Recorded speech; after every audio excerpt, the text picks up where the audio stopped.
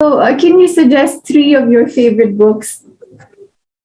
So three of my favorite books that I would suggest for people to read would be Seven Habits of Highly Effective People. Mm-hmm. So that is by Stephen Covey. Yes, that's by Stephen Covey. So Seven Habits of Highly Effective People is one.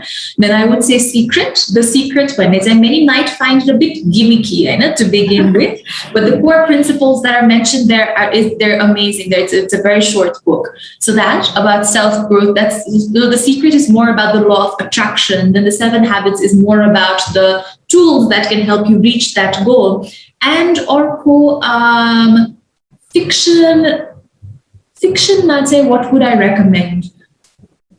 I think मैले धेरै अगाडि पढेको किताब हो, but it really remains as one of my timeless favorites, is Love and Death in Kashmandu. It's written by an Australian couple, and it sort of figures out Nepal within the time of the Royal Massacre. So it sort of tries to find the answer of the Royal Massacre. But for people like me who grew up during this time of 2008-9, the Maoist insurgency ko time na pani. So 2001, I was in year 1. So त्यो whole time चाहिँ जब भइरहेको थियो, हामीले त त्यसलाई पढ्न पनि पाएन आफ्नो किताबमा, because history was being made, I guess, So for people in our generation to understand what kind of, how was Nepal like at that time, and how does that come into play of how we are right now, it's a book that I would definitely recommend, Love and Death in Kathmandu.